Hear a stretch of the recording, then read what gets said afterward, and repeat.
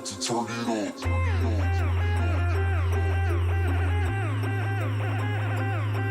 Turn it. We about to turn it on.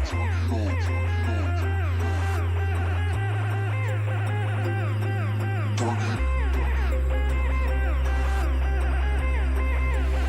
We about to turn it on. Turn it on. Turn it on. Turn it on. Turn it on. Turn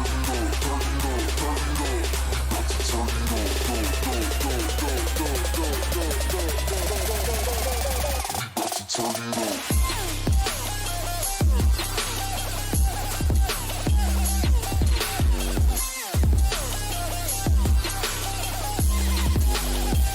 We about to turn it on.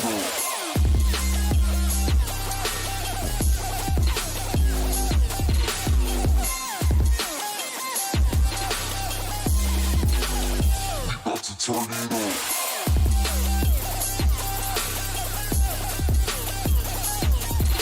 Turn it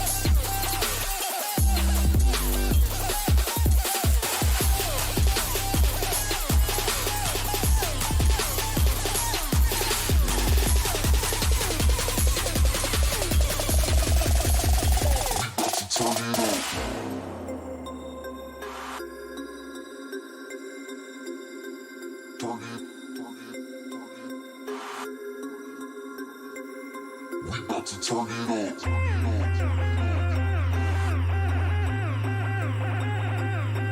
Turn it. We about to turn it on.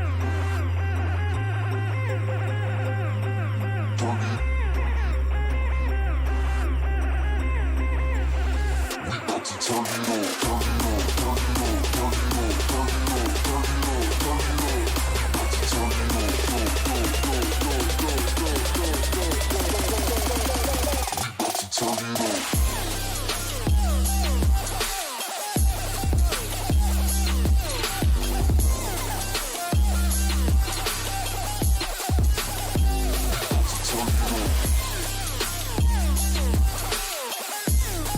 it on.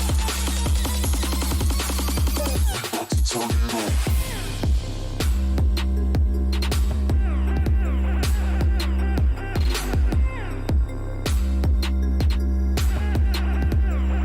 We about to turn it on.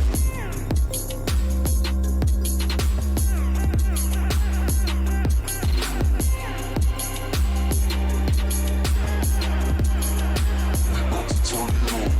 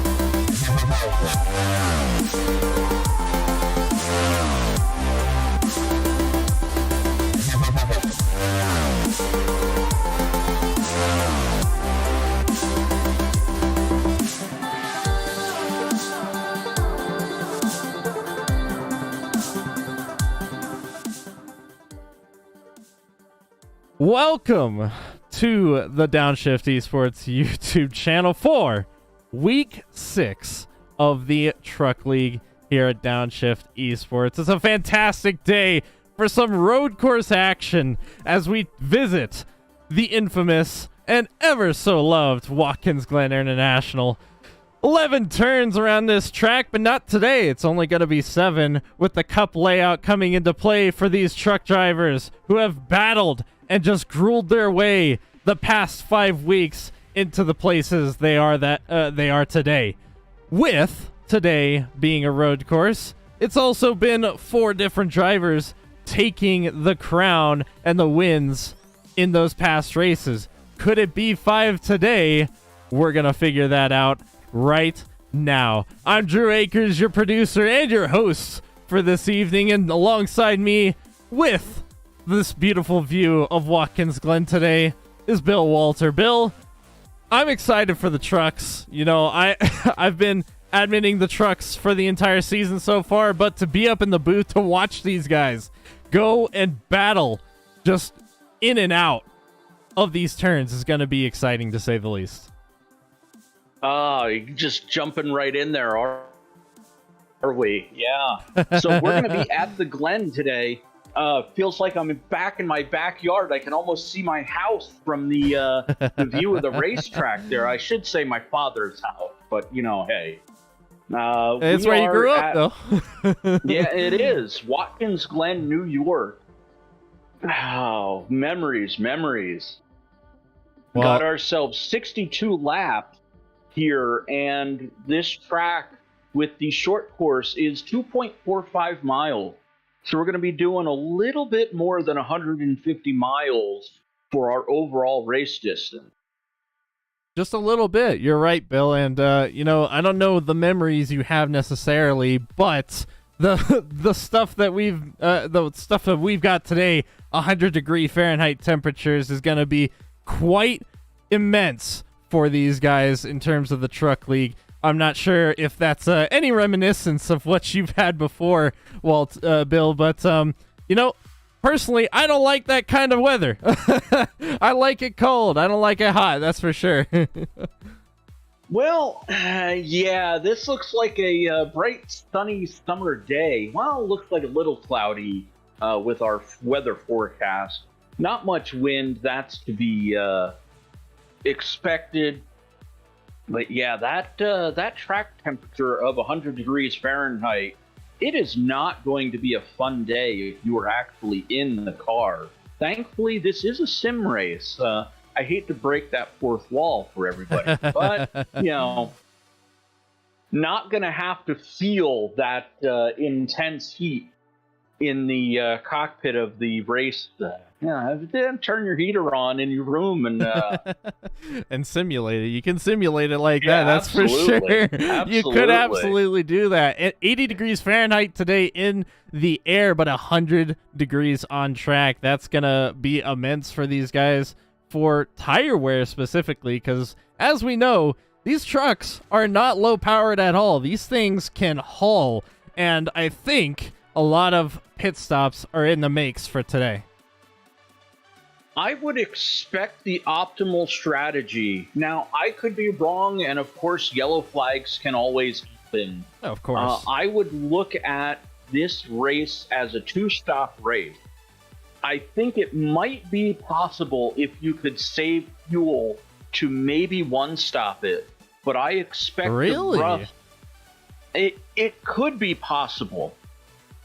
But you're going to have to stretch what should be about a 28-lap stint out to close to 31. That's going to be a lot of fuel saving, and I think you'll lose a lot more in the conservation process than you will by just adopting a 2-stop strategy and going, all right, if I can get 20 laps in on these tires, call it a day, and just, you know, go for the 2-stop strategy. You know, yellow flags and all being considered, but that's the base strategy I think most of these racers should be looking for. Well, that's definitely going to be a bold strategy, to say the least. Hopefully they can pull it off if they do decide to go with that. But we'll go ahead and take a look at the possible drivers' standings once we get our stuff up here for the moment. We'll try and get that up as soon as possible. But just to name it right now, Dustin Scruggs leading the championship right now. As we mentioned before, though, 4 total winners when it comes to the truck series. So all those 4 winners have their ticket punched possibly into the playoffs, because once you win, you're into the playoffs unless there's too many drivers winning. I don't see that happening, but getting those all-important points is going to be the next step for you if you don't win. Well, you always want to, finish as high up as you want. You get the points, maybe accidentally win a race. It is all about the season, not so much an individual race. It looks like we have our first car out on the track for qualifying. Looks to be the 88 of Brian Kennedy. And we'll take this along the track. We've just went through the start-finish line. Heading into the first set of turns, we've got a nice little right turn. We'll go a right, left, right sequence of 3 turns in fairly short succession. And this is the oval driver's nightmare, because you're actually going clockwise around this track. We don't do counterclockwise out here in the middle of nowhere in New York. So before we get to the loop, we have a bus stop chicane, and that'll bring us into the loop. I will go ahead and say, Bill, that I don't think it's necessarily not an oval thing for New York, considering that there are a couple dirt tracks over there. I will say, Oswego, to name one, very, very big in terms of dirt oval racing. I'm sure you're aware of that, obviously, being a dirt racing yourself. So, while we're not turning just left today and we're adding some right turns in there, it's definitely good to note that not all the time New York hosts this lovely race here at Watkins Glen. Personally, it's my favorite, but I come from a road background, that's for sure, and I'm sure you would have the other opinion.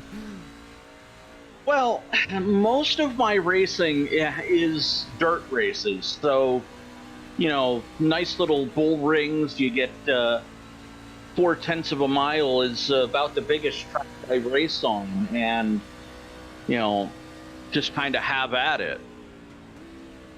And that's fair, with dirt racing, it's really about, full sending it pretty much, I would have to say. A lot of the times you find yourself having to do that in order to find that optimal time, especially on dirt courses and stuff like that. At least that's my experience, my little experience, that is.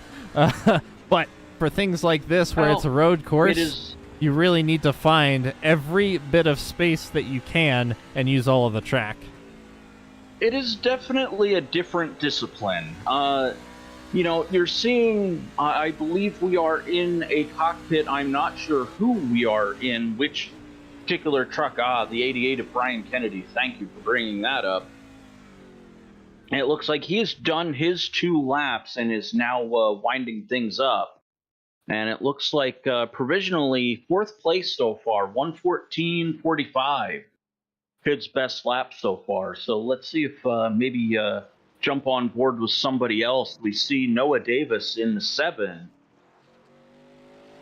Yeah, Noah Davis, his first drive here in the trucks tonight. This is his debut drive here in the Truck League. He's been part of the Street Stock League and the ARCA League in the previous weeks, but tonight he said, let me see how I can handle these big trucks. And I think right now with his timing, he is currently not going to finish his lap, as that will wrap up our qualifying. He did not get a time quick enough, unfortunately, so that will end his qualifying session. However, we've got your grid, Bill, and the first 6 I'll name off. I'll give the other 6 to you. Cole Mykrit is your pole sitter for today with that 1:13.6. What a great run for Cole Mykrit.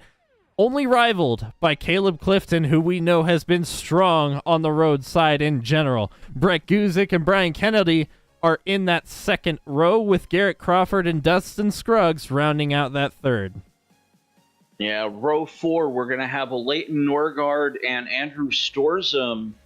Nathan Roche and Chad Bass are our 5th row. Our 6th row, Clinton Castleberry and Andrew Hardcastle. And we'll go through the rest of the field. I don't think we had any other times that were It doesn't look like it. But it looks like we will still have these racers out on the track once we get underway. And we have Kevin Laney and Don Milkevich in our 7th row. We have Paul Nelson, William Perhamus, Brenton Henderson, Noah Davis. Noah, we just saw not able to finish his flying laps in time to register.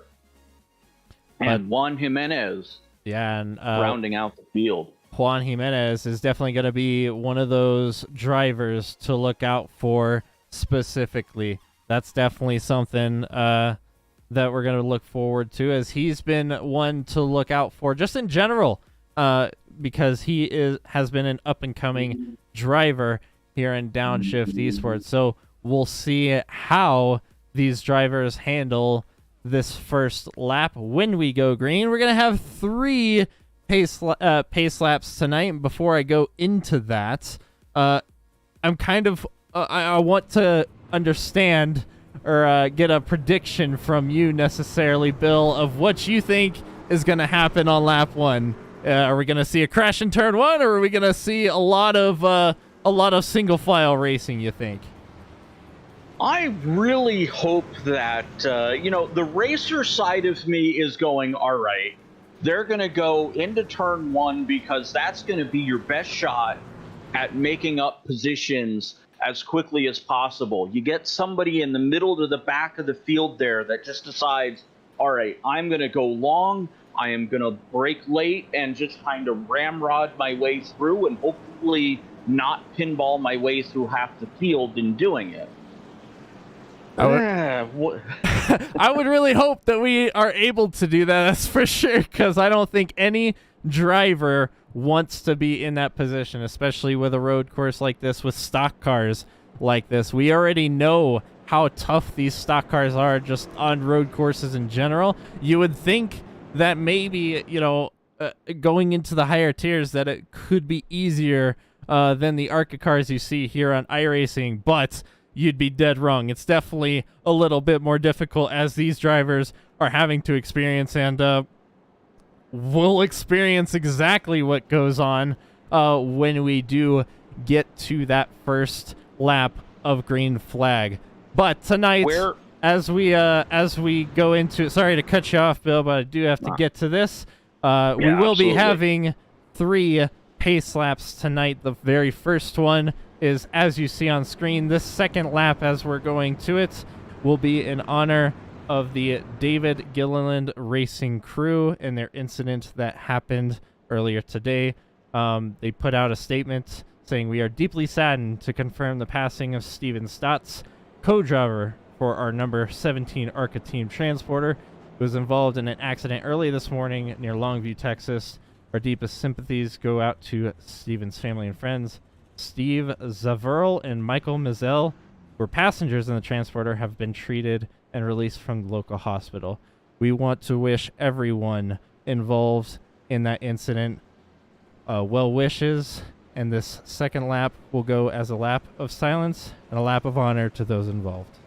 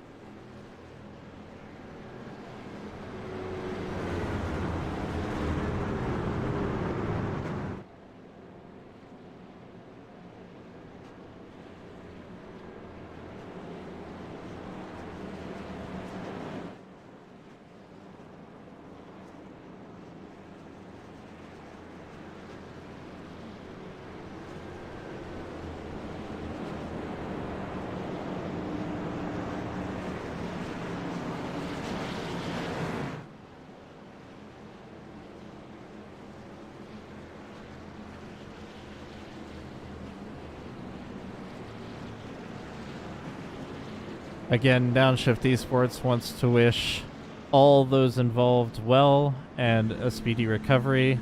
And for those who lost anyone in the crash, we want to wish them a time for mourning and good safety. Shout out to William Perhamus, who recommended that lap of honor for the people involved. And overall, Bill, I think that was a very nice gesture to think of in terms of just paying tribute to those involved. Yeah, absolutely. There's nothing more noble than a lap of silence. The old everybody holding out the number 3 on the third lap of racing and all of NASCAR events through the passing of Dale Earnhardt so many years ago was another fitting tribute to a legendary racer. These things like this are very tough for me personally, because it reminds me of all of the risks that you take as a driver, and it hits me in all the wrong ways of like, oh my, this is what could happen when things go wrong, to a very, degree that I just don't like going there. Absolutely, you are 100% correct. And for an incident like this to happen, where it is the hauler in general, not even just a racing crash or anything like that, it's even more devastating in that sense. But to all those involved, we wish them good wealth and good health, good recoveries. And as we get this Truck League Week 6 underway here at Watkins Glen, it's going to be an exciting one, Bill. I know you might not be as thrilled they're not just turning left, but I'm telling you, I am as excited as ever. These guys have all the marbles in front of them for lap 1 here at Watkins Glen as we go green for Downshift Esports Week 6 in the Truck League. All right, here we go. We're coming into turn 1. It looks like the front of the pack getting through fairly clean. Looks like a couple wide runners. Oh, no, I saw somebody go around right at the back there. Oh, no. Let's see what happens. That is quite a few drivers involved. That's Clinton Castleberry currently on screen, the number 21, with I think a couple of drivers of Brenton Henderson, as well as possibly Garrett Crawford caught up into that one. That is Garrett Crawford in the number 69. Yeah, unfortunate to see that. No yellow flag, so unfortunately, oh no, it looks like... Oh, 51, that's William Perhamus having little trouble going into the bus stop there. That's where I thought the first real trouble element would be, where, going from full-on acceleration to decelerate into the bus stop. That's where I thought the first incident was going to really occur, but no yellow flag, everybody able to make it through the lap.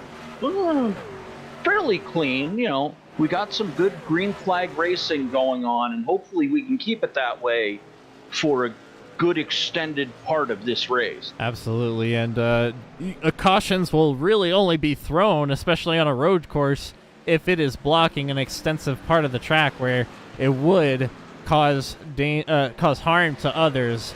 Perhamus involved in that incident by himself over by the bus stop, with 3 drivers, Brenton Henderson, Clinton Castleberry, and Garrett Crawford, all involved in that lap 1 incident at turn 1, so hopefully all of them are going to be able to recover, as we'll try and see what happened previously on a replay here. All right, this looks like turn 1 coming in. Yeah, it looks like I believe that was the 51 of William Perhamus. Ooh. Yeah, the 54 gets into the 21 of Clinton Castleberry. That is just a compromising position necessarily. We'll watch it from an onboard view here. He gets underneath him. Oh, a little bit of a break right there. Just trying to maybe check up for drivers ahead of him. and everyone gets involved in that way. So unfortunate for those drivers to start the evening, but a long race to go and a lot can happen is the only guarantee here. Well, it looks like we have Clinton Castleberry ducking down into the pits as we have Cole Mickret still staying at the front of the pack, going into and out of the bus stop fairly cleanly on lap 3. So it looks like the front of the pack here just getting out single file, keep it relatively clean. Brent Gizik getting out a little wide, but in that part of the track, you kind of have almost like a little Mario Kart booster there. You go outside to the curbs and collect some free speed, as you don't really need to hold into the curbing in that section of the track. Yeah, Cole Mickret still up front, as you were mentioning. He's not really pulling away from the lights of Brett Guzik or Caleb Clifton at this very moment, but those three are definitely pulling away from fourth place in that of Brian Kennedy, getting a little bit behind. We know how these trucks work, though, Bill. They have a lot of horsepower. They have the ability to catch up very easily, especially when the other makes just the slightest mistake on a road course, nonetheless. Yeah, absolutely. You have to be very careful. The concentration needed to keep yourself pointed in the right direction at all times for 62 laps of Watkins Glen. As you said, one little mistake can cause all kinds of issues. As we saw right at the start there, it looked like somebody just got a little squirrely going into that first turn, and it caused a little bit of an accordion effect with some of the cars in the back of the pack, I believe, still trying to recover from that incident 4 laps on down the road. Yeah, it's gonna take a lot. Even the slightest mistake, even if you miss a corner by inches or even centimeters, sometimes is gonna put you just that much farther back to your competitors. It's gonna take some tenths off, and you're going to have to work that much harder, especially in these stock cars, to get that back. It's really a tribute to road racing in general. If you make the slightest mistake on it in any car, on any road course track, you really have to make it up by the biggest of margins, and you really have to push hard in order to do that. Or the lap could just be completely lost in general, as these two guys, and that of Andrew Storzum in the number 16 and Andrew Hardcastle in the number 20, are battling currently. Yeah, I thought the number 20 of Andrew Hardcastle was going to get a good run, but Andrew Storzum able to shut the door and just not leave any opening, getting their elbows out, as the saying is, and making their truck a little wider than the factory specifications say it should be, and keeping Andrew Hardcastle behind him. So a good job there defending by Andrew Storzum, keeping it clean as we were starting lap 6. So a tenth of the way done. I am going to predict that we'll see pit stops probably around lap 20 to 22, I think, will be the optimal strategy window if we stay green the whole way. Yeah, I wouldn't doubt that we do stay green the whole way. Hopefully we do, that's for sure. And that strategy... Like somebody went sideways. Well, a few of them... Storzum. Yeah, a few of them going sideways, it seems. And looks like he is back recovering, but a lot of the drivers definitely having some troubles in terms of getting their trucks situated necessarily, as we'll go ahead and take a look at a couple of instances here. Brenton Henderson on lap 3 looks to have had an incident. We'll have to see. Oh, this gets a little wide. Does he save it, though? He does. So saving that car is the biggest thing that you can do, especially for these trucks, and just generally on road courses as well. Here's William Perhamus on lap 2 of his race, and it looks like he got into contact. Oh boy, that is that is definitely something you don't want to see. And this is Andrew Storzum here on lap 6, going into turn 1. Same thing we saw with Brenton Henderson, and that could be a detriment to those who can't handle it there. Yeah, get on the power, and that looked like a little bit of oversteer. The front end wanted to just get out there. We see in the live feed the number 7 a little loose there, but you know, one of the things that I was taught as a young age was, I believe the 7 is Noah Davis making the pass on Don Milkevich. You know, loose is fast, but you're right on the edge of out of control.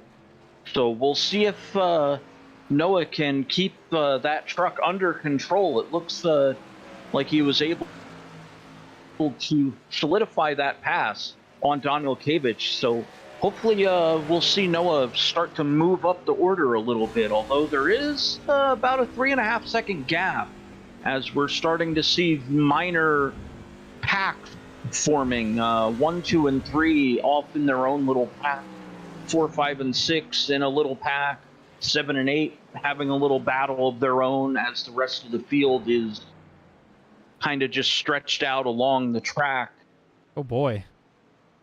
And this is the number 5 of Kevin Laney, who's all the way back in 15th at the moment. Looks to be having a little bit of a struggle in his truck. Might be some technical issues. We're not entirely sure, but I'm sure he'll try and figure those out as soon as possible. There is smoke over at Turn 1, and I think maybe some more Turn 1 incidents may be happening, but really the biggest thing is survival as well, Bill. This is a survival race, I believe, for a lot of drivers. Not many of these drivers drive road courses, if I recall, so this is a real testament to see who can really pull out on top and who's got the ability to put themselves in a greater position. Well, it's also a battle of the unknown in a sense, because it is so different from the oval racing that I think a lot of these racers are accustomed to. If I'm not mistaken, the last time I did trucks, they were on an oval, Charlotte, if memory serves me correctly. And that is a very different discipline of racing compared to the road course that we are at with Watkins Glen. You know, the easy only turn left joke aside, that, you know, I'm trying so hard to resist the urge to go there. You know, low-hanging fruit and all, I am trying so hard to just leave that one alone. But you might be able to put a few of them in there with Brian and Alligator definitely taking some shots in terms of the oval side as well. So you've definitely got some of those up your sleeve that you can bounce back with. But you're absolutely right. Last week at Charlotte, it's definitely an entirely different beast, as everyone really does know in terms of the difference between oval and road, that's for sure. But it's not just the difference between that. It's really a race of attrition, right, and endurance. 62 laps of Watkins Glen, I personally think is definitely a much more difficult race than 100 laps around Charlotte. With oval races, you can definitely get into a groove, and while those grooves aren't necessarily intense a whole lot of times, you definitely can get into those areas where you've got some Code Brown moments, as we say. But with a road course, you really have to make sure that your focus is 100% all the time. Well, you know, again, there's a lot of things that I would say, because there's such a huge difference. I don't want to go over all of them, but you come into a turn a little too hard, and I think that's what we saw at the back of the pack in lap 1, where a couple people just went in way too hard looking to make an aggressive move. You know, you get that kind of fire in the belly, so to say, where you want to make that move. And I think you'll see a lot more of it later on. Oh no, we have another Andrew Storzum, it looks like another off-track excursion. unfortunately for him. Looks Still like no yellow flags. Yeah, there. It looks like that was at the end of the bus stop as well. I think he might have curb hopped one of those lovely curbs that you see on the bus stop here at Watkins Glen. I think I want to note too, this new virtual Watkins Glen, I think the curbs got bigger. I don't know if it's just me, but it definitely feels like they started to rise up a little bit, and I wasn't too happy about it whenever I was driving it. They can be a devil to you, that's for sure. Well, the history of this track, if we have time for a little bit of a lesson, I believe there were incidents in 1991 and a couple years previous where drivers were coming in so hard into the loop turn right before the bus stop that in 1992 they put the bus stop chicane in to slow people down into the loop section. And I think that adjustment, you have to be very precise with your braking or you will find yourself significantly offline and trying to recover on the back end of the bus stop. And I think that may have been what happened with the 16 of Andrew Storzum. I don't know if you could bring up a replay of that, but we got ourselves a nice little battle on screen here. And this is lap traffic getting in the way of the leader, Cole Micret, who has now given up the lead to Brett Guzik. And right behind Cole Micret, he now has to battle with the 42 of Caleb Clifton. A second and a half now splits P1 and P2, and that's very unfortunate as the number 5 got in the way a little bit. Oh, lap traffic. If only we could turn on the ghost mode that I see in some racers now, so you don't have the. Another off-road excursion for the 16. And it looks to be turn 1 yet again, claiming another life as Andrew Storzum tries to get back up to speed. Now losing a lap possibly as the 19 passes him for position. P13, that's Don Milkowitz above him, but now Andrew Storzum has to fight Kevin Laney later on. He's currently getting lapped by the number 40, I believe. It looks or 54, like, sorry, that's Brenton Henderson. That's a lap car. Brenton Henderson is actually unlapping himself. Yeah, he is trying to. I believe the 54 was involved in an early incident and went into the pits and I believe found himself a lap down. I believe Cole Micret has put the number 5 of Kevin Laney a lap down. Andrew Storzum is next on the list, but I believe that he has just about gone through the final turn and about to go to the start-finish line. Brent Guzik is just about to take the final turn. So about a straightaways difference between being lapped at this point for Andrew Storzum. Absolutely. As the leaders are starting to... Oh no, Brenton Henderson, I believe, into the pits. Looks like that was his car into the pits as we just saw. So something definitely happened with him. Andrew Storzum getting a couple of instances up his sleeve as well. We'll try and take a look at a couple replays really quick. This is Nathan Rogue, the number 91, into turn 1 yet again. That turn 1, Bill, claiming the lives of so many. These drivers really having a struggle in terms of that turn right there. It just looks like a little too much power and the back end not wanting to follow. So just getting a little loose there and the back end slips out as we see, the end of the bus stop. You try to bring it back under control and then away she goes.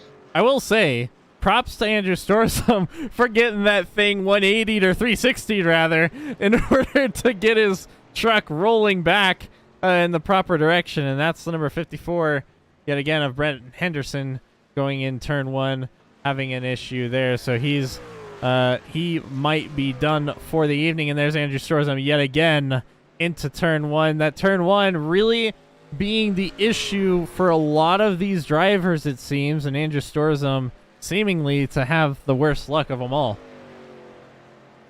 It is a tricky corner. It's a lot longer than you think it is, and you think you're visually lined up, you hit the apex, and then you're just going, oh my, there's way more turn here than I thought there should be, and now you're trying to re-correct yourself, and that's where you get in trouble. And I think that's what's causing Andrew Storzum a little bit of a fit here, trying to just keep himself lined up in the racing groove out of turn one. Yeah, it is definitely tough in terms of that turn one. It seems to be tough really anywhere on the track if you don't have your bearings under you in the closest battle. You know, these battles can really put pressure on you, as well as the number 1 of Chad Bass getting some pressure from the number 91 of Nathan Rogue behind him. These guys battling everywhere on track right now, but again, as we pertain to with road courses in general, especially in stock cars, it's really a race of survival, and if you can put yourself in that position to do so, you're going to be looking good for a top 10 possibly.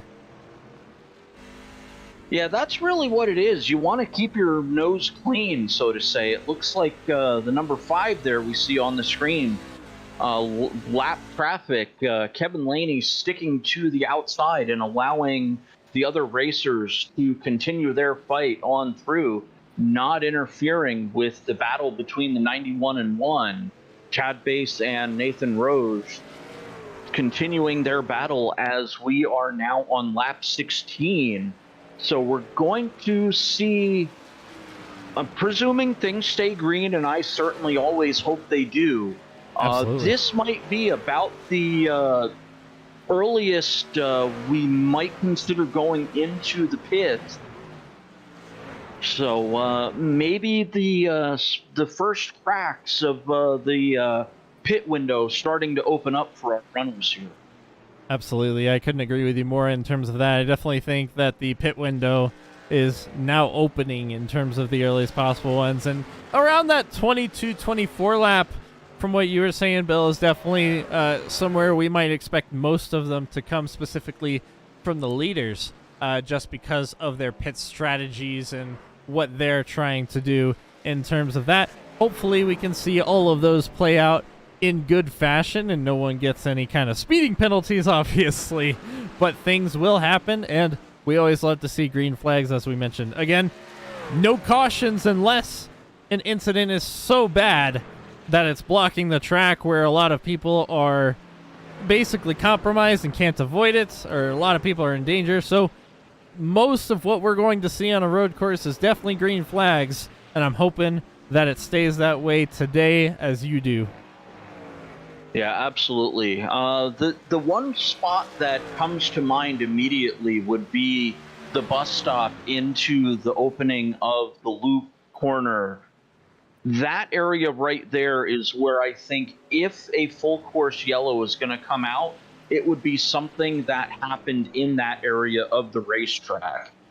Just hoping it doesn't happen, of course. Right now, taking a look at the overall view of things, we have trucks almost everywhere along the racetrack in their own little battles, strewn about the entirety of the racetrack. I'm looking at the truck map, and it's okay. There's everybody just about everywhere. So we've got action everywhere on the track.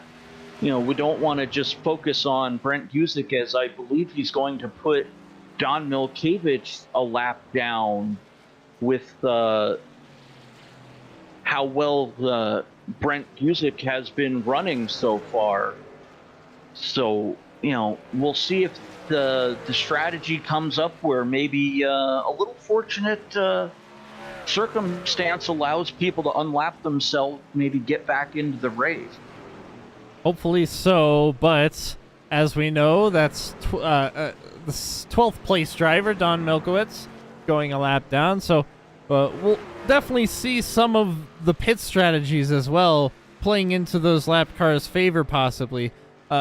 some of these drivers, have the tendency to put their truck in a bad position when it comes to the and that's the number 3 of Cole Micra getting sideways. He was going into turn 1, and it looks like he has suffered the same fate as many others in terms of that turn. He was sideways, got knocked into, and now he has to fight back for everything he's got and possibly get some damage repaired. Oh, unfortunate. You lose your concentration just that little bit. And it was like we were talking about before. That little gremlin appears and you get a whammy on the board. It's no good.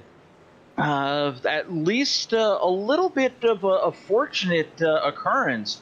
Caleb Clifton was actually there to right the ship of Cole Micrit, as he made the mistake, maybe getting a little collected and taking some damage to the truck. Caleb Clifton inheriting second place due to the minor error made by Cole Micrit. Yeah, definitely not a minor error in terms of his eyes, that's for sure, as he is now dropped to third place. Leighton Norgard now hot on Cole Micrit's tail, and that's the closest battle on this track at the moment. The number 12 car has been looking for a good positioning this entire race and all of these past weeks, and he gets it right there, moving up into P3 as Cole Micra yet again overshoots that turn 1. Looking to be very difficult in that turn 1 section for a lot of drivers, and yet another one to be claimed. It goes into the record books, essentially. And we are getting some pit stops as well. Dustin Scruggs entering the pits. He's one of the top contenders for the Truck League in terms of the playoffs. So lap 20, the number 22 car goes into the pits, grabs a few tires, I think, fills up his tank, and gets underway. He'll be exiting out maybe into the top 5 when everything comes out. But for the moment, he's the only one who's pit, and he'll be back into P9 at this time. I believe he was in 6th place when he went into the pit to start the 20th lap. Dustin Scruggs 15.3, so 4 tires, a new tank of gas. This is about where that pit window is wide open for the runners. I expect a lot of trucks to be pulling in. Oh, yeah, we see somebody going a little wide. I'm not sure if that was the 16 or the 12. That's the 16 of Andrew Storzum right there. He's wide. It looks like he went off into turn 1. Possibly just getting out of the way in general, because it looks like he's very slow to get going, especially up the S's right there. Yeah, Andrew Storzum is in very near danger of being put a lap down. Nathan Roge into the pits to segue, as it looks like Brent Guzik is coming around. We'll see if it looks like he's slowing down. No, he's going to go another lap. It'll be interesting to see if trucks are going to actually try a one-stop strategy.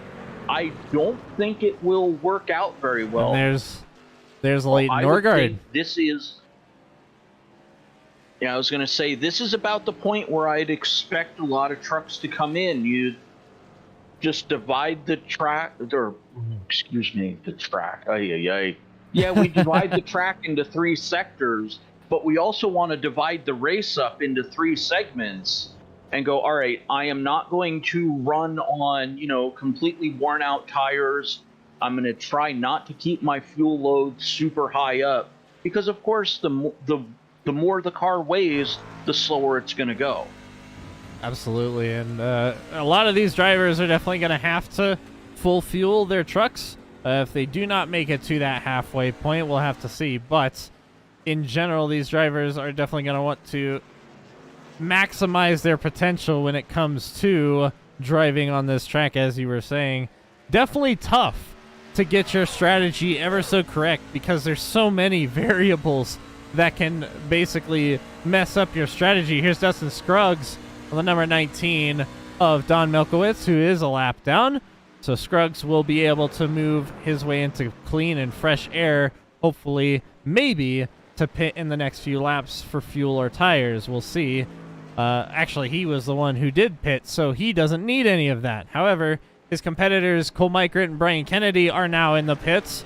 They'll more than likely get some fuel and a couple tires at least and get underway, as Caleb Clifton and Brett Guzik, the top two, are still out on the track. It will be interesting to see if anybody is going to, and in my opinion, gamble on going for the one stop. I don't think it works, but yeah, you never know. We'll see, because this is about the point where that pit window starts to close again for all of those going for a two-stop strategy. I'm not sure if you can get another 8-9 laps out of the truck before you have to bring it in. I expect about 28 laps worth of racing, and our leader is into the pits. Yep, this is Brett Guzik now into the pits with Garrett Crawford right ahead of him. Garrett, one of those drivers that was involved very early on in terms of the incidences, now pitting about that halfway mark. He sits currently P11 going into the pits currently. So lots of drivers now filing into the pit lanes. Currently, the only ones to not have pit at this moment, Andrew Hardcastle in that number 20 machine, Paul Nelson in the number 32, and Kevin Laney in that number 5. So 3 drivers currently still waiting to pit, and Andrew Hardcastle might be setting up here, or maybe not. He'll go around for another lap. Well, now we're going to start to identify those who are willing to roll the dice, as Brent Guzik in and out of the pits and still able to hold the lead over the number 20 of Andrew Hardcastle, who I believe I may be getting. Yeah, he was in a little bit of a scrum with Andrew Storzum earlier on. He was, yeah. And so he is. He's currently P2. No, without pitting, that's for sure. But hot on his tails is Dustin Scruggs in that number 22, who does have much fresher tires and a little bit more fuel to work with. So I think Andrew Hardcastle is going to be losing a lot of time as he is right now. Now less than a second in terms of that turn between those two. As even before the S's, they were 2 seconds apart. So that kind of shows you the detriment of those tires when it comes to this road course, especially for stock cars like these trucks. These trucks, so much horsepower that they just degrade the tires so quickly, and we're seeing that here live as Dustin Scruggs gets by Andrew Hardcastle much easier than what you would expect when they're on even level. Well, just looking at the times, we see Dustin Scruggs pulling out a 1:14.6 compared to Andrew Hardcastle 1:17.7. Oh, somebody a little wide there. That's Andrew Hardcastle. Grinding up against the wall. Yeah, I think so. He's Yeah, just... his tires are starting to go. His fuel. This is part of the gamble of trying to extend out to that one stop. Is your tires just aren't going to be there when you need them to be. Yeah, and that's what he's experiencing currently. The other thing, too, along with those tires, is going to be, having to back up your entire braking zone on worn tires. Those worn tires are not going to have that immense grip that you once experienced at the beginning of the lap, or even the mediocre grip that it had in the middle of the lap. And that's the beauty of road courses, right?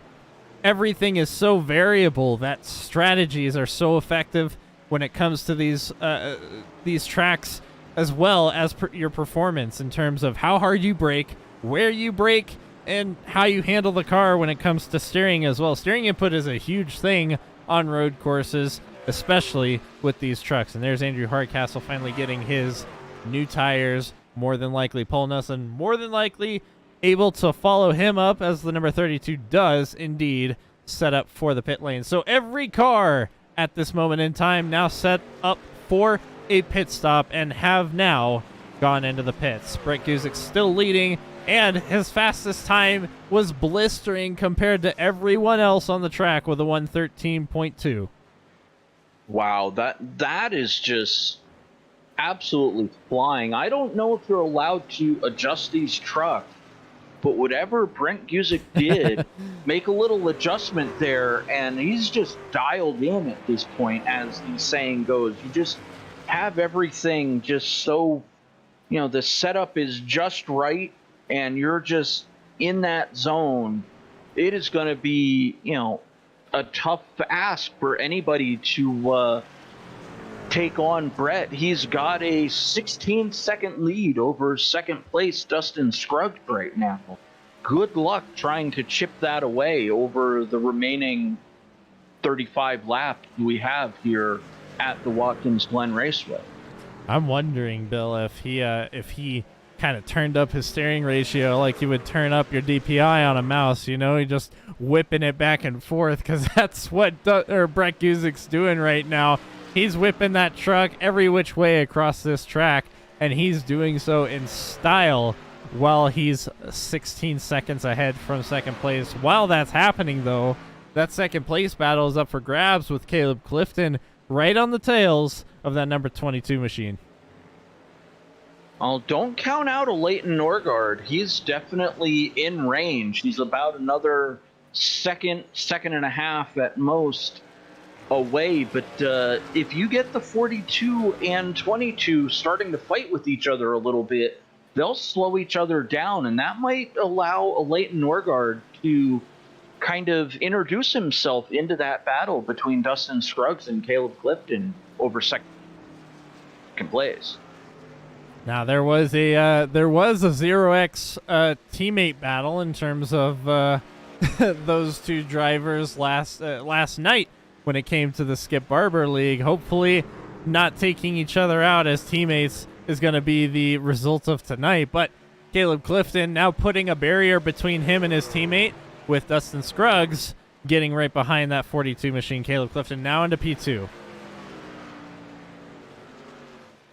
Generally speaking, this is the part of the race where things should calm down. You just kind of, okay, let's get from, we got into the pits. We know how the car is going to react at the start and the finish of a stint.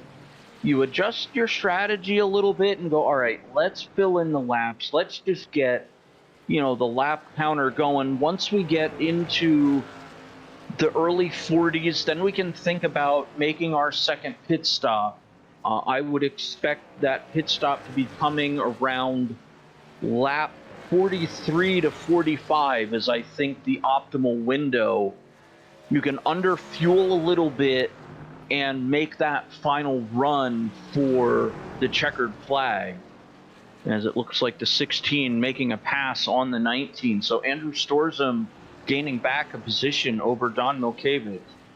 And that's a really good result for Andrew Storzum, as you might recall all the incidents that he has been involved prior to this pass right here. So good stuff. But that turn one does indeed have a struggle for him. He's struggled so many times on that turn one, and it yet again takes his truck for a ride, as it looks like this time it wasn't a braking issue, Bill. It looked like it was more him catching the grass going into the braking zone. Yeah, that looked like exactly what happened. He just got a little too wide, got over the curb, got into the grass, and that just ate him right up. No way to turn in when you're getting forced to the left. You're,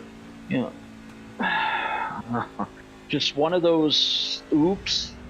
Let me have that turn over, please. Can I use one of my rewinds, or how does that work in Gran Turismo? Yeah, exactly. I was gonna say some Forza Horizon or Gran Turismo type stuff in terms of the replay or the rewind, but none of that here when it comes to iRacing, this amazing racing simulator. Bill, do you want to know how a truck sounds? Because I think I think a lot of people would love to hear how this truck sounds. It's a glorious sound, and we'll take you on board with a few drivers here right now just to hear these these things roar.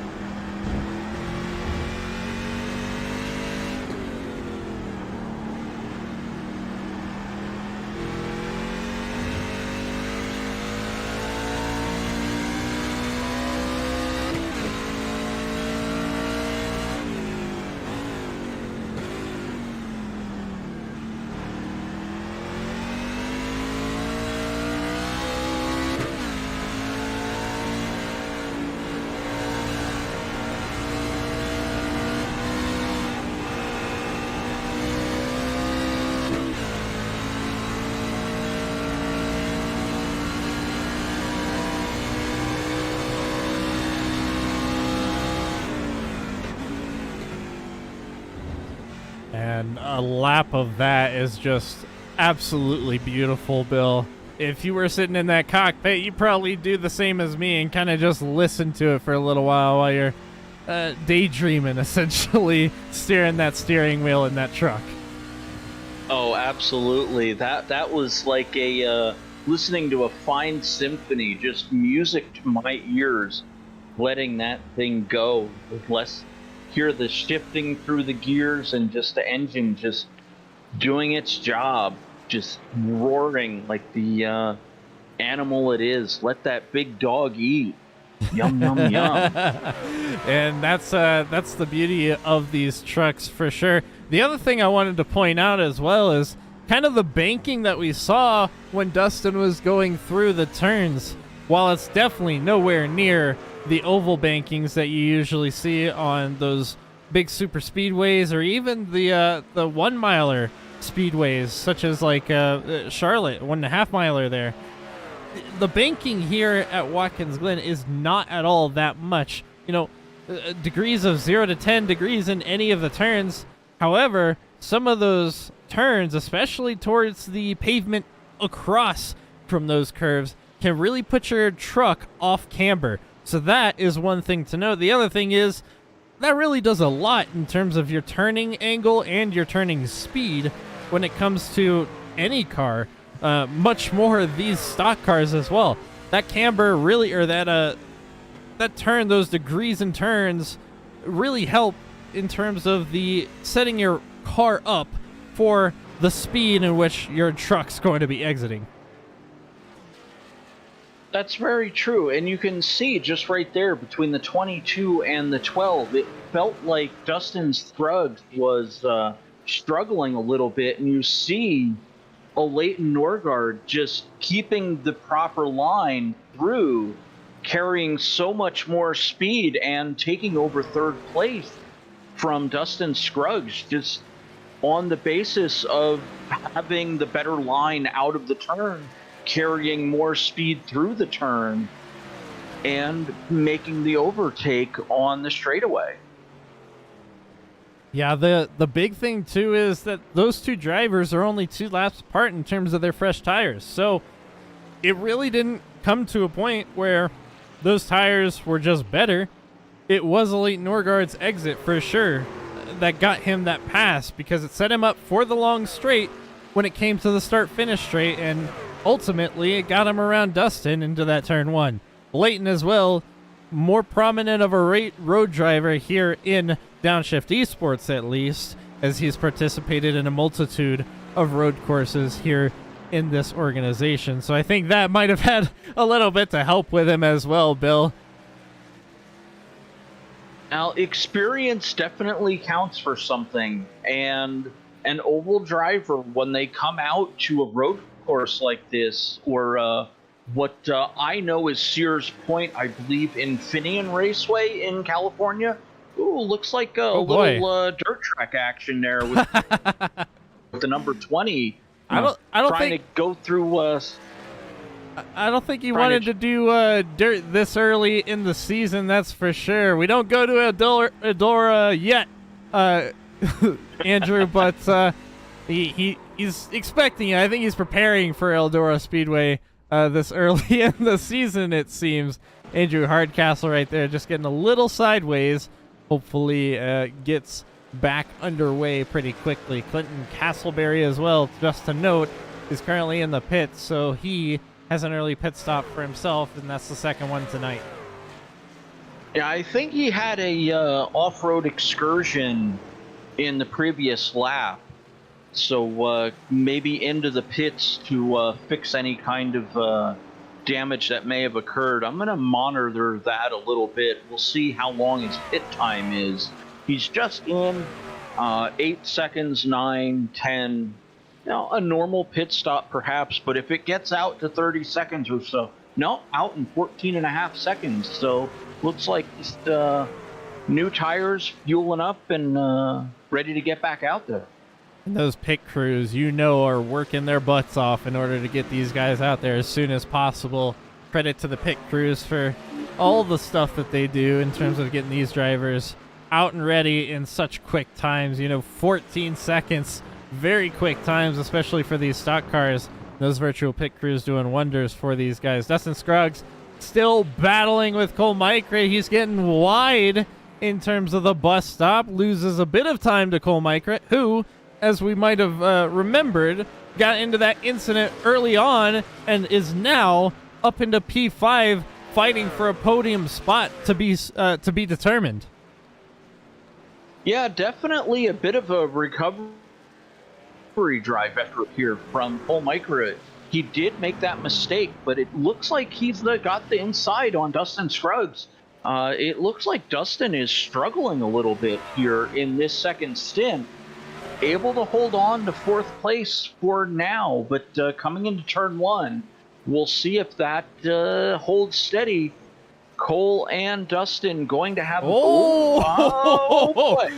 little sideways there from Cole coming out of the turn. And I think Gotta Cole watch it on getting back onto the gas. Yeah, Cole was trying to do a little bit of Formula Drift, it seems, trying to go out of turn one, but couldn't.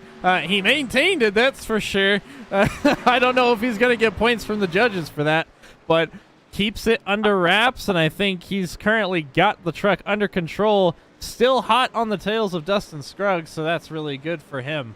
A lot of drivers, though, that we expected to do that much better. Don Milkowitz, who is the week one winner, currently all the way down in 12th place, not doing so well. Clinton Castleberry also had a great debut last week in terms of the Charlotte race, sitting P15 at this moment, and Noah Davis, his debut race, not doing so hot for him as he is currently P16. A little bit of what do we call that? A sophomore slump, so to say.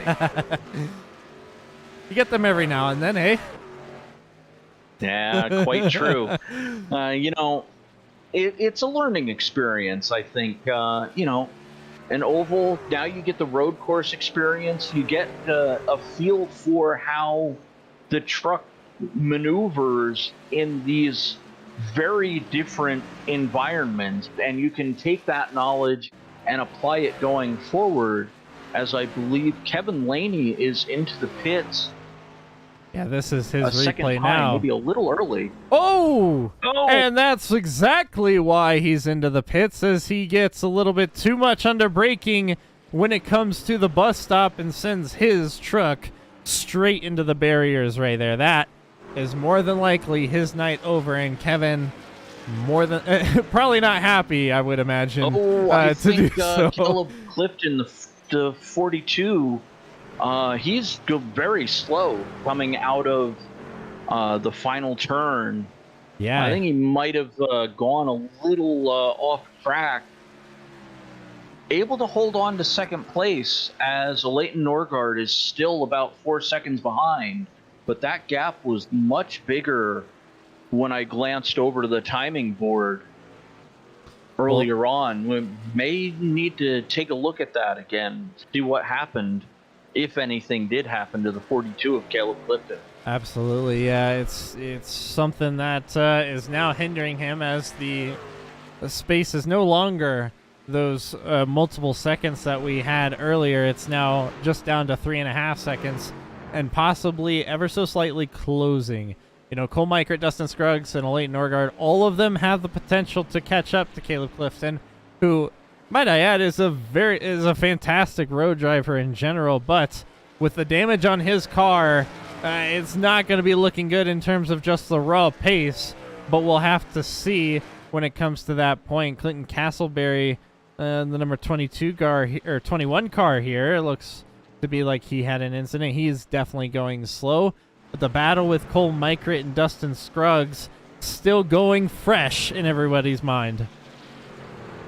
Yeah, I think what may have happened is Caleb Clifton and it looks like Paul Nelson, 32, might have been fighting to keep himself from being lapped by Caleb Clifton. And, you know, I'm only speculating here, but it looks like Caleb Clifton was able to get clear of the number 10 position, number 32 car of Paul Nelson. It looks like he is currently clear. We'll see how he ends up, if he ends up anywhere behind him, just to see exactly what's going on. But right now, Cole Michert's still hot on the tails of Dustin Scruggs in that number 22 car. Looks like he's carrying a bit more speed just to try and make up some of that. And Andrew Storzum sideways that number 62 or 16 car. He is sideways yet again into what looks to be turn 1, and that has been his enemy all night long. Oh boy, it feels like we might be approaching the definition of insanity here, trying to, make the same racing line on turn 1 there and expecting a different result. It looks like the 21 car of Clinton Castleberry may have had a little bit of an excursion as well off the track, although that might have been into one of the free speed zones you get, where there's no grass and it's just full-on asphalt out of beyond the curbing, so you can carry your speed through and just, keep that momentum, build it up, and just carry that speed through the rest of the lap. You could hear that truck sliding onto that barrier, as now Dustin Scruggs is very much wide, and he will have to give up the position finally to the number 3 of Cole Micert as he goes wide ever so slightly. So that puts Dustin Scruggs now into 5th place, and with one more stop to go for all of these drivers, we'll have to see. I would imagine everyone has to pit yet again, but it's very possible that I am wrong. That pit window was good in terms of what you called out, and I think everyone kind of banked on that as well. But seeing as most of them, if not all, have pit, under 25 laps, that will have to be their call to make, as Dustin Scruggs does indeed go ahead with that call. I think this might be a issue with the 22. I think it's a little early to come into the pits, but it looks like the 5 of Kevin Laney, who's been having issues as well. We'll see if Dustin, they might be trying a little bit of a calculated gamble here, trying to go for 22. Oh, Brent Gusick into the pits now with 22 to go. Yeah, so a couple of drivers now taking that call. Brett Gusick, our leader, 25 seconds ahead of Caleb Clifton, is deciding to go ahead with that call himself, and this will more than likely put them towards the end of the race. However, anyone who pits later on, and Caleb Clifton's not doing that either, so top 2 decide to pit right now. Anyone who pits later will definitely have those fresher tires when it comes to the end of the race. But all the top 4 drivers, Cole Micert, Leighton Norgard in 4 and 3 respectively, are also pitting. So Dustin Scruggs not necessarily getting an undercut there, but definitely had the right call when it came to it. Maybe he can undercut Cole Micrit. We'll have to see as he is nearing the start-finish line and Cole Micrit's still in the pits. Well, let's see. The 5th place truck of Dustin Scruggs is just coming out of the final turn and going on to that straightaway, the start-finish straightaway. And it looks like Caleb Clifton out of the pits. Leighton Norgard and Cole Micrit. Cole Micrit's just now getting out. We'll see if he can get past Dustin Scruggs. I don't think he can. Dustin Scruggs with the undercut on the number 3 of Cole Micrit. What a call by that number 22 car to get ahead of his competitor. Yeah, the 91 and the 20 now into the pits, being joined also by the 19 of Don Milkevich. I believe that's Nathan Roche and Andrew Hardcastle were the aforementioned drivers into the pits. Great call by that number 22 car, and yet again, Cole will have to battle. He didn't necessarily get him last time, so we'll have to see how that battle plays out. But Brett Guzik's still our top driver in terms of the standings at this moment. Caleb Clifton, 25 seconds behind him still, and as of this moment, I don't see that gap closing, Bill. No, I don't see it either. Brett is just on another level. At this point, he has lapped over 10 cars. Only 7 cars are presently on the lead lap. Brett is just putting in a performance and putting a stamp on this race. I really don't think he needs to be running this hard, but you know what? It's his strategy, it's his race. Let him run it. He's so dominant now with 24 and a half seconds, almost 25 seconds now of a gap being built between Brent Guzik in the 4, our leader, and Caleb Clifton, the 42 car, in second place. And that's the thing, too, is Brett might not even think he's pushing that hard. This could be a comfortable drive for him. And that's the thing with most of these drivers is a lot of these drivers just have the capability to do that sort of thing, to be comfortable in where they're at, to be comfortable on a road course, to be comfortable in a truck, nonetheless. So a lot of these drivers just shows that their talent is tremendous when it comes to pretty much everything, especially these trucks. And Cole Micrit, as we just saw, exiting that final turn, slapping the wall, will put him down even farther behind that number 22 of Dustin Scruggs. Yeah, rubbing up against that wall is definitely not a advisable line choice from my point of view. I don't think you get speed. I don't think you really get speed from it, do you, Bill? No, not at all. There's no power-ups out on that side of the track either for those looking for the Mario Kart reference. Yeah, I was like, is there not a Mario Kart booster or something right there? Are you sure? Are you sure that's not no there? hidden tunnels or power-ups. Yeah. But I do like that he goes out past the curbing after coming out of the loop and kind of imbibing on that free speed zone where you can just take the wider line, get out into the asphalt, and just keep your momentum going. That's the thing with basically stock cars in general when it comes to this cup layout here on Watkins Glen. That's really how you maximize your speed. That's how you maximize your grip, is going all the way out there to make sure that you've got the most momentum into your lap, as well as making sure that you've got grip in all 4 tires. Because you touch that curb and you stay on that curb while you're throttling, you're going to be going for a smooth ride into the barrier. Yeah, the curbing when you're in the turn is great, but when you're trying to stabilize the car and get back onto the throttle, you want no part of that curbing. And I think that may be what was catching people out. And it looks like Uh-oh. Something fishy is going on with the live timing screen. Oh, I may have to refresh it. Oh, well. It happens to the best of us, that's for sure. But right now, a good battle between Nathan Rogue and the number 32 of Paul Nelson. The number 32 just, getting out of the way as he thinks it's going to be beneficial for him to stay out of his way. And that's a good call, as Paul has not yet pit, so he's got much more worn tires than Nathan Rogue does. Nathan Rogue only pitting a few laps ago.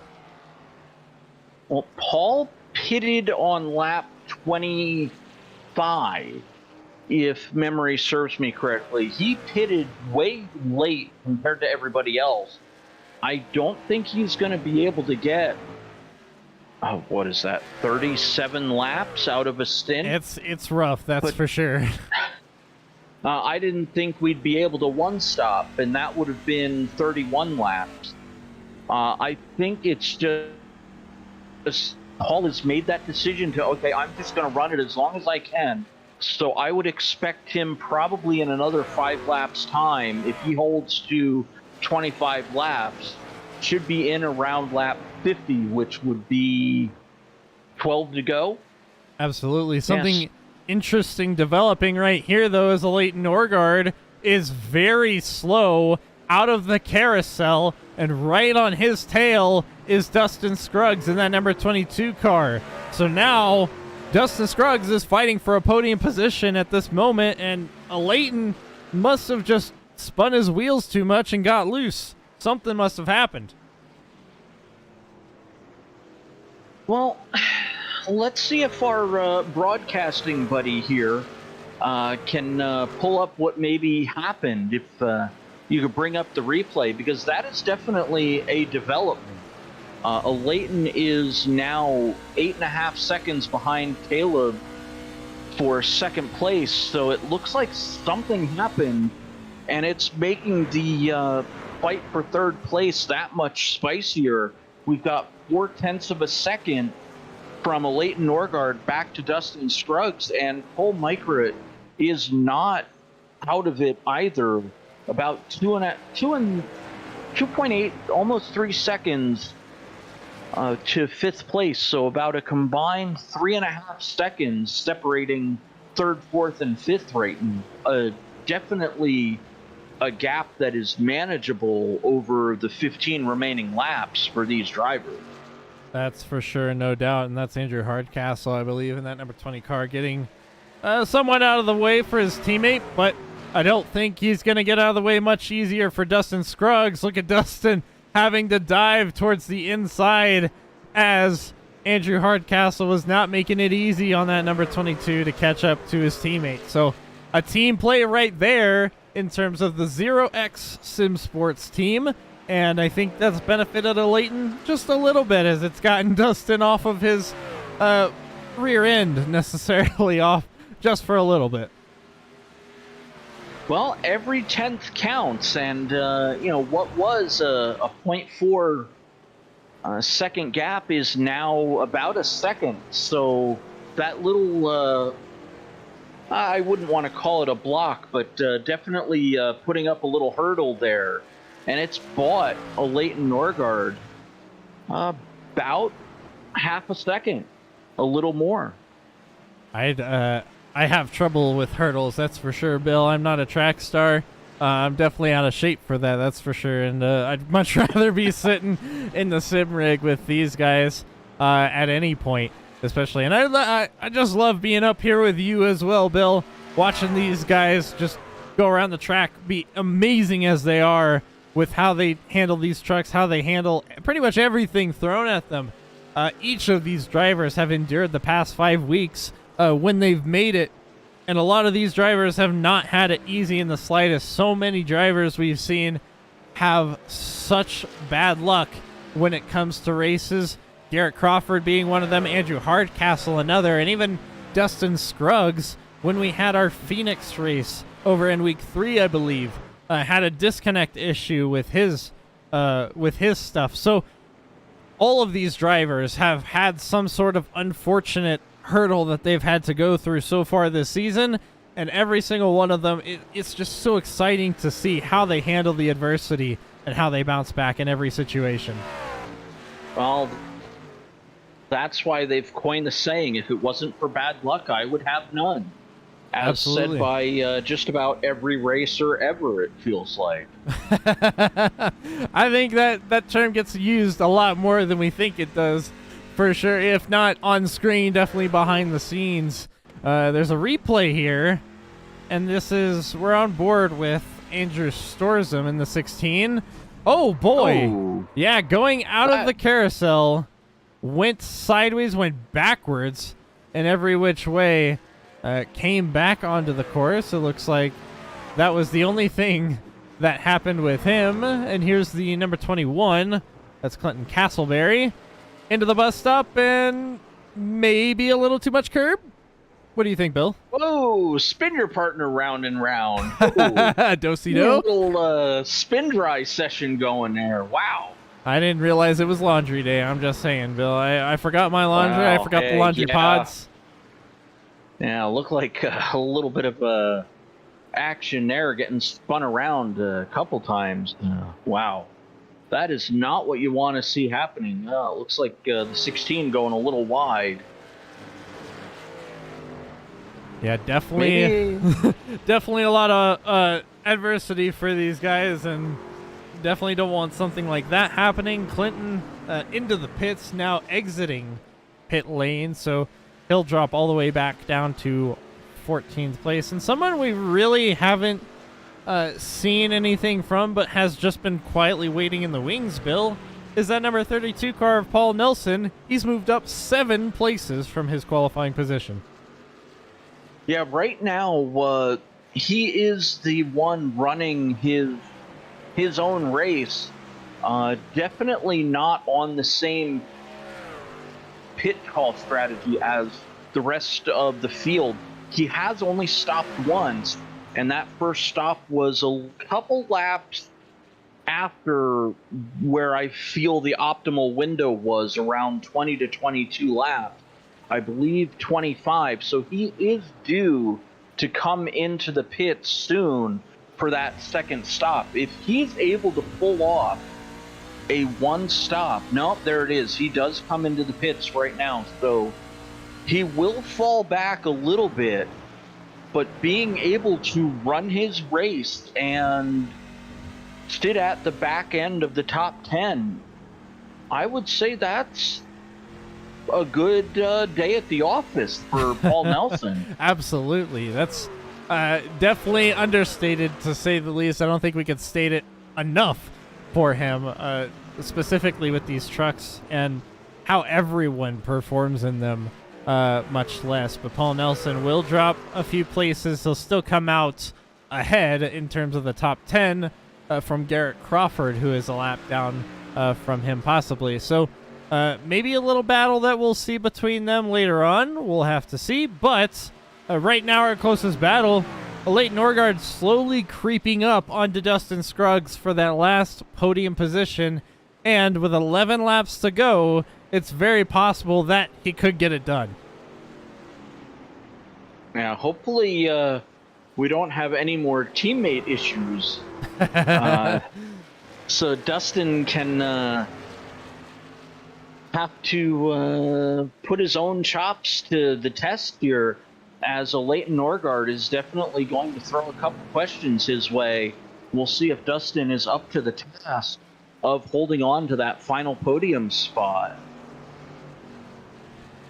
We'll have to see. Yeah, we see that little saying on the back of Dustin Scruggs' car. I'm wondering if we can get a closer look at that. What might say? It says, "When you lift," I think it says, "When you lift, you hit me," or something like that. I don't quite know, but it's a cute little saying. I think a few drivers have had that specifically. One of them, most notably in the past season, or last season, should I say, in the Street Stock League, was Jimmy Hayden, when he had a little button on the back of his Street Stock saying push to win, essentially, which is a little bit of a throw to everybody. But all in good fun with these guys that love to drive with each other and drive in these leagues. Maybe a little bit of the same thing we're seeing here with Dustin. So that's where the push to pass button came from. All right, now we're getting down to the origins of things here. The good quality educational streaming going on here. Hey, they had the secrets had to come out at some point, right? Yeah, I guess so. You can't keep them secret forever. When you give it away to someone, it's no longer a secret, as they always say. It was bound to happen. So, but Dustin Scruggs still holding on tight, keeping Leighton at bay for the time being. And right now, it looks like he is having a comfortable drive on his mediocre tires, we'll say. Every one of these drivers pitting somewhere around the 40 laps, or somewhere around lap 40, lap 41. So everyone's on an even playing field, and Leighton probably having to push a lot more than he would like to in order to try and catch up to Dustin. Yeah, I think they maybe came in a little early for that second stint, because we're going to get down to the latter stages of this race, and we're going to see a lot of issues. So it looked like Leighton got sideways coming out of that turn, so going to lose a little time to emphasize the point that I was about to make. With these final laps starting to tick down, you're going to have that much more of a time trying to ask of your tires, all right, give me something more. And it's the I'm giving you all we got, laddie. To make get a little sci-fi reference in there. So try to sneak in everything I can.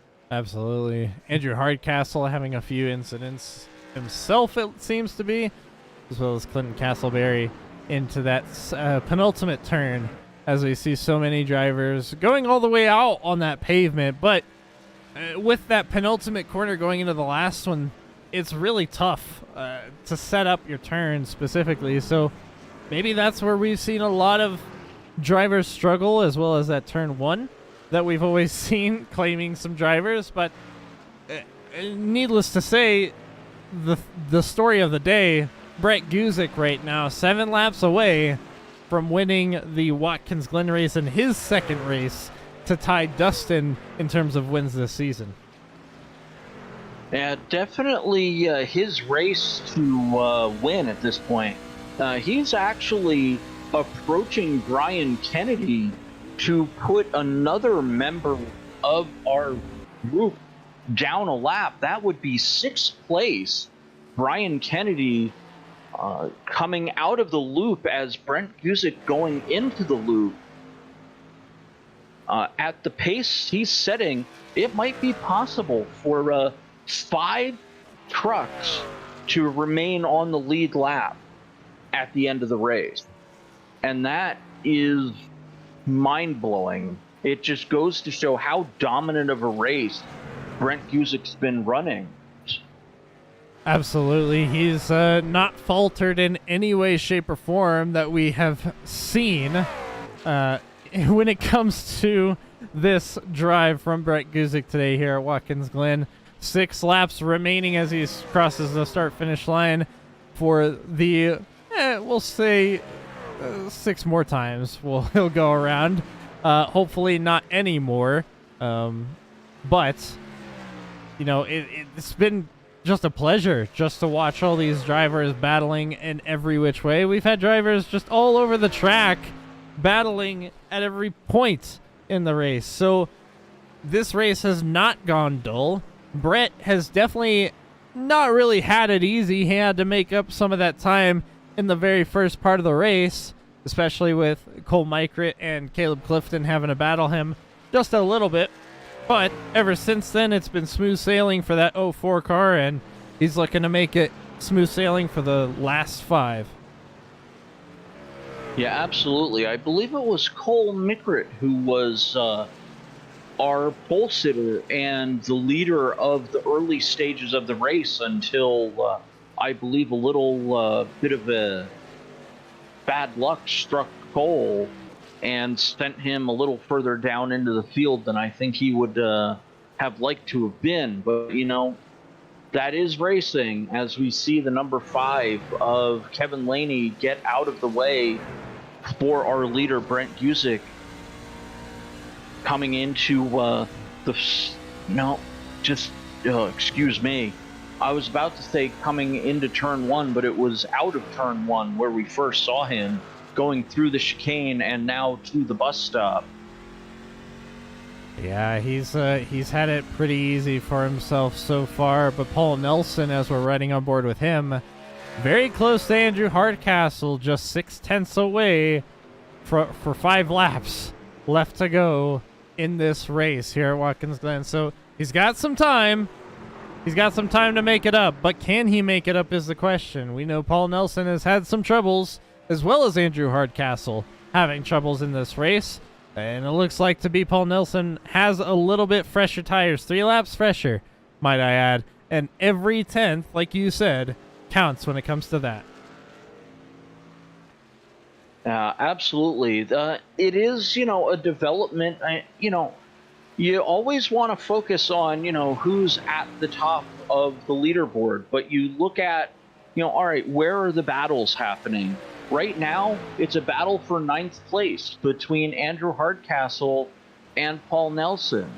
He could make me kind of eat my words in the way of thinking maybe he went a little too long with his stint.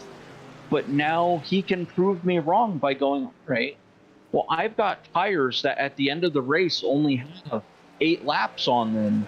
And I'm trying to run down somebody who has 18 laps on their tires, 17 laps. That's an advantage that Paul Nelson is going to have. And I think this next lap, he should be able to get around the 20 of Andrew Hardcastle and take over 9th place. It's definitely going to be a question of when, possibly, rather than if. But if is always the question as well, so they're kind of interchangeable at some points, especially when it comes to this race.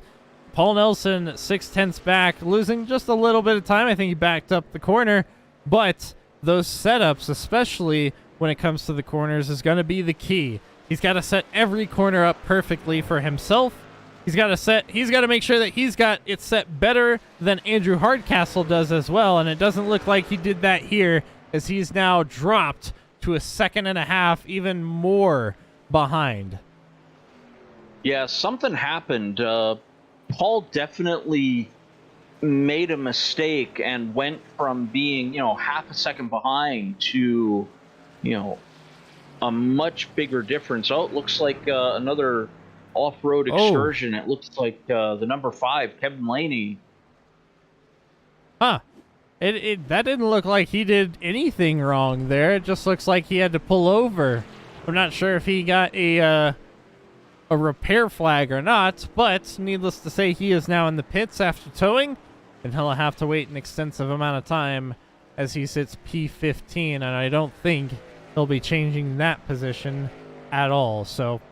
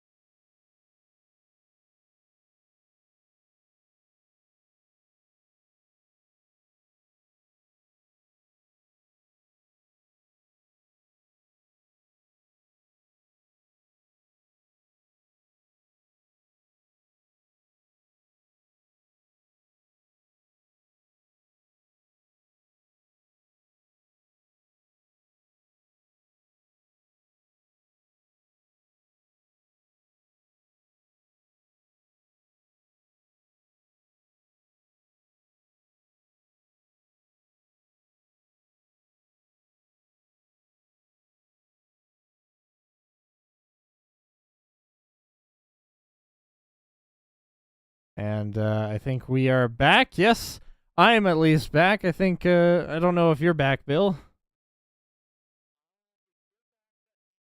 Maybe. Maybe my output is off. Bill? I can hear you. Oh, there we go. Okay, me? I can hear you now. Yes, apologies for the immense audio production issue for that. But needless to say, on your screen, we saw Brett Guzik take the checkered flag and winning this entire race. An unbelievable finish from him, to say the least. And just overall great racing from him. It was a clinic just to see how he ran in terms of the trucks here today with Watkins Glen. We'll take a look at the standing or the finishing positions real quick before we get to an intermission and get those interviews. Brett Guzik taking that checkered flag, winning the Watkins Glen circuit today. 2 wins onto his record tonight. So great stuff for that for Brett Guzik in that number 04 car.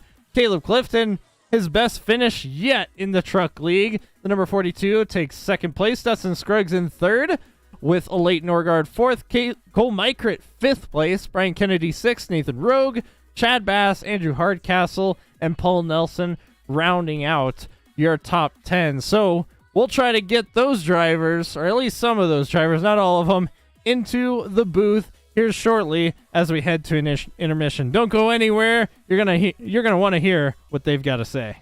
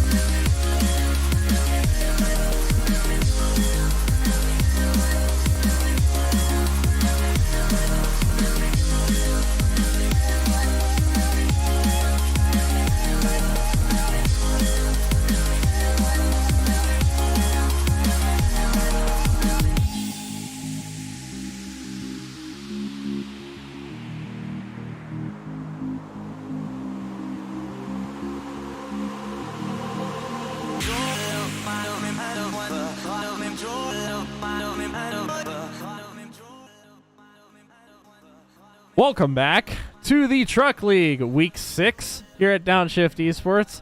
Finishing off an amazing race at Watkins Glen with Bill up here in the commentating booth. We had an amazing time just chatting back and forth while watching these guys battle it out everywhere on track that you could possibly battle at the infamous and just amazing Watkins Glen, in my opinion. I know Bill might have some interesting memories. Maybe good ones, hopefully. We'll see. But before we get into all that, or, let's give our drivers some time to explain what happened for them. And the first one we'll go to is our 10th place driver of Paul Nelson. Paul, not necessarily the result you might have wanted today, but still in the top 10, puts you in great position for some points. And overall, you did have some great battles that you turned out on top for. Honestly, I'm just happy I finished the race. After practice last night, I could barely turn 5 laps in a row, so doing 62 feels like a win. And so I'm gonna take it and move on to the next race because I was struggling hardcore.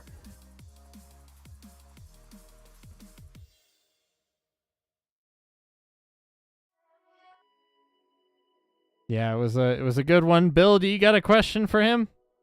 I do. Your pit strategy stuck out to me as definitely not in line with many of the other racers. Was that something you put thought into, or just kind of went, all right, I'm just going to go for it and see what happens? Once I got through the first 10 to 15 laps without crashing myself out of the race, I just kind of ran my own race. I saw everyone was pitting earlier than I expected, so I just stayed out with it. I was keeping up good lap times, and when I felt the tires go away, I went in, and it ended up working out pretty well. But at the end of the race there, I was having a great battle with Andrew, but unfortunately I fueled myself a little bit short, so I had to back off and save fuel to make it across the finish line, and I actually ran out of fuel on the lap coming back into the pits. So it was almost perfect pit strategy, but it really wasn't too much thought going in. It was just, like I said, just keep the truck on the road. Yeah, it was definitely it always seems like that when it becomes stock cars on a road course, that it's always basically a race of attrition or a race of survival. And today you did do that. You did it pretty well, I'd have to say, only going 1 lap down, placing in the top 10. So congrats to you, sir. We're looking forward to 2 weeks from now when we come back and hopefully seeing you during that race when that comes about. But congrats on the points, well earned, and hoping for a better result for you in the next race coming up. We'll go over to our 3rd place driver, Dustin Scruggs, finishing out 3rd place, 39 seconds behind the leader. And Dustin, it seems like you kind of had everything thrown at you for this race. You were battling everywhere that we were seeing you. You had basically no time to kind of chill in any sort of the track. How did that feel from your end? I don't know. I was just kind of out there, running laps. I wasn't really racing anybody particular, but I guess there was, quite a bit of traffic most of the race. That's why I kind of pitted a little early on the first stint there and try to get some clear ground, but it kind of filled back up pretty quick. So, but all in all, it was pretty good out there.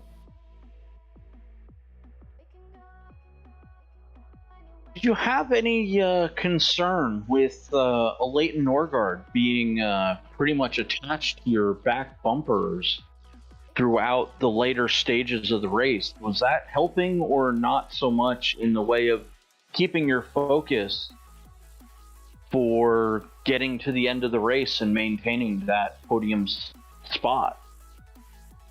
Yeah, I mean, I don't know. Honestly, all I was worried about was just running my own race, even with, being right behind somebody or right in front of somebody, just trying to not make any mistakes and run my own race. I wasn't really paying attention to people behind me or in front of me, just, other than give them room if they're there or, not run into them if they're in front of me. But yeah, so didn't really feel much pressure because I knew if I just finished the race, I would do the best that I knew how to do. So.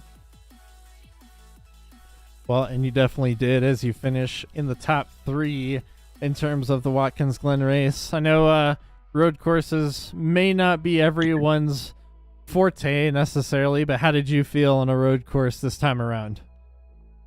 Yeah, I mean, Watkins Glen is such a high-speed road course. It's a lot different from the other ones. I'm not a real big fan of the new scan. I like the old Watkins Glen better, personally. But I don't hate the road courses, just not something I'm really good or comfortable at. I just try to go out there and race myself than the time clock. So I do like Coda, so we'll see what happens when we get there. And more than likely you'll be fighting for a position in that race as Coda is in the playoffs. And with 2 drivers winning 2 races, it'll cement everyone who has a win into the playoffs for certain. So you and Brett will join each other into the playoffs.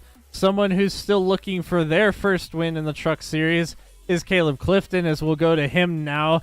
Caleb, there were times where you were so close to making sure that you were right where you needed to be in order to try and capitalize for a possible winning spot, but it seems like there were a couple incidences that might have caught you up.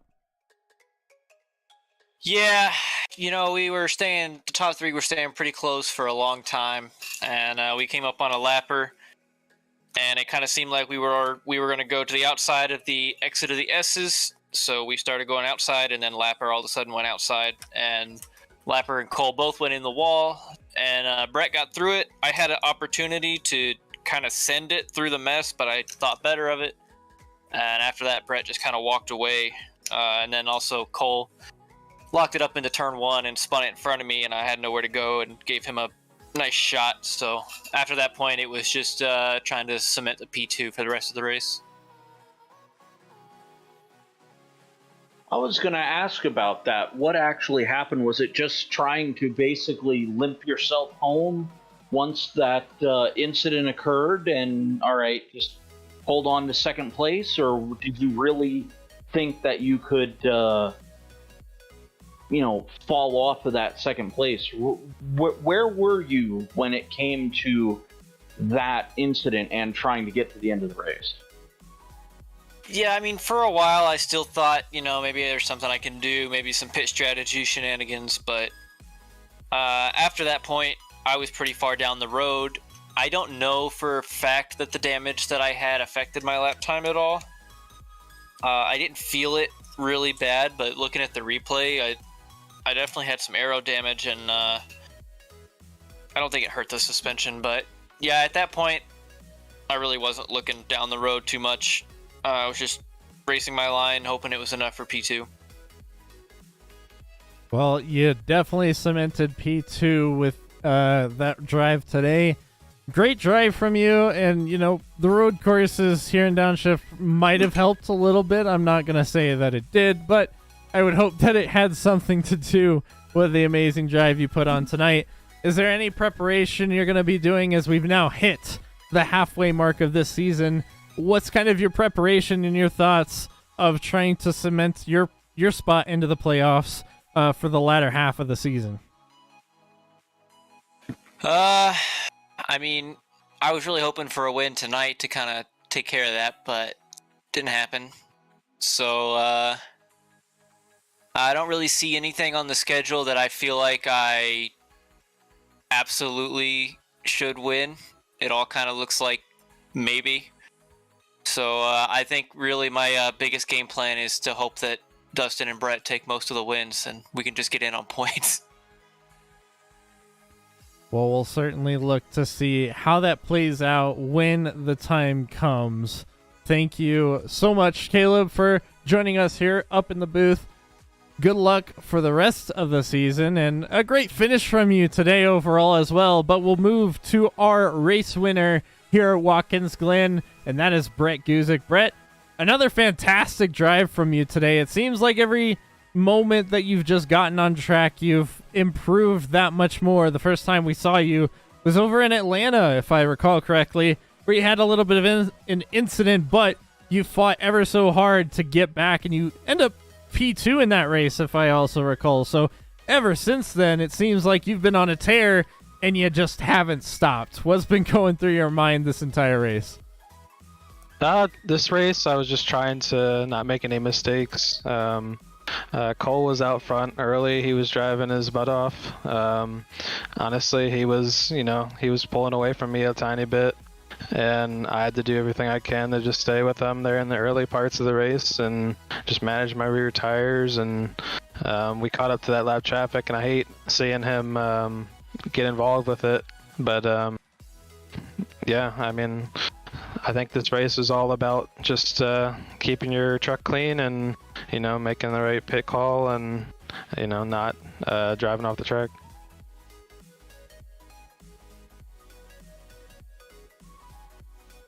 So, did you ever think in the early stages of the race that you would be putting in such a dominant performance?